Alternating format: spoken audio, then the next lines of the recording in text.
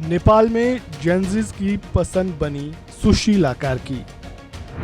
नेपाल की सत्ता संभालने जा रही सुशीला कार्की ने भारत को लेकर क्या कहा?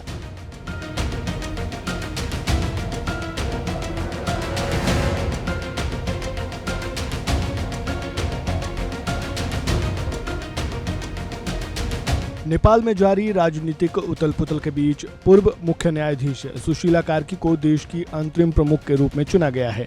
जेनजीज से अपार समर्थन मिलने के बाद सुशीला कार्की का प्रधानमंत्री बनना तय हो चुका है। नेपाल की पहली महिला मुख्य न्यायाधीश रह चुकी 73 वर्षीय सुशीला कार्की ने भारत के प्रति गर्मजोशी व्यक्त की है। दोनों देशों के बीच मधुर संबंधों की उम्मीद जताई है। बुधवार को दिए एक बयान में कार्की ने प्रधानमंत्री नरेंद्र मोदी के प्रति अपनी प्रशंसा व्यक्त की। इस दौरान उन्होंने मोदी जी कहकर उन्हें संबोधित किया।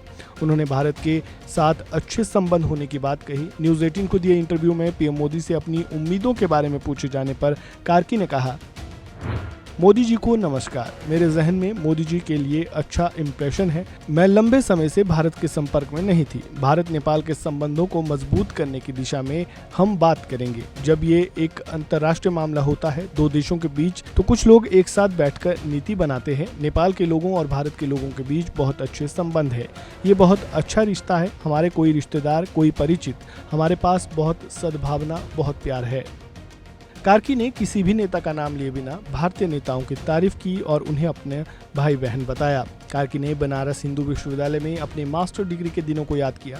उन्होंने बताया, मुझे आज भी अपने शिक्षक दोस्त याद है। मुझे आज भी गंगा नदी याद है।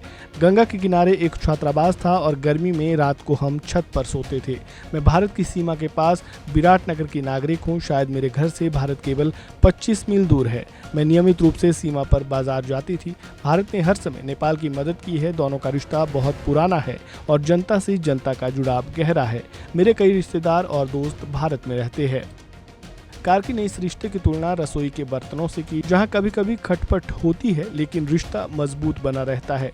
सुशीला कार्की ने नेपाल में भारतीयों की सुरक्षा का भी आश्वासन दिया और बताया कि सेना ने अब व्यवस्था बहाल करने का काम किया है। उन्होंने ये भी कहा कि जिन लोगों की मृत्यु हुई उनके परिवारों को न्याय मिलेगा। नेपाल में सोशल मीडिया प्रतिबंध के बाद हुई हिंसक विरोध प्रदर्शनों में कम से कम 25 लोग मारे गए हैं, जिसके बाद सरकार मंगलवार को गिर गई। हालांकि अंतरिम सरकार को लेकर उन्होंने कहा कि अभी उनके नाम का केवल प्रस्ताव हुआ है और कुछ भी तय नहीं हुआ है। चर्चाएं अभी भी जारी है। इस वीडियो में फिलहाल इतना ही। खबरों से जुड़े ताज़ा अपडेट के लिए बने रहें वन इंडिया हिंदी के साथ। धन्यवाद। Subscribe to One India and never miss an update. Download the One India app now.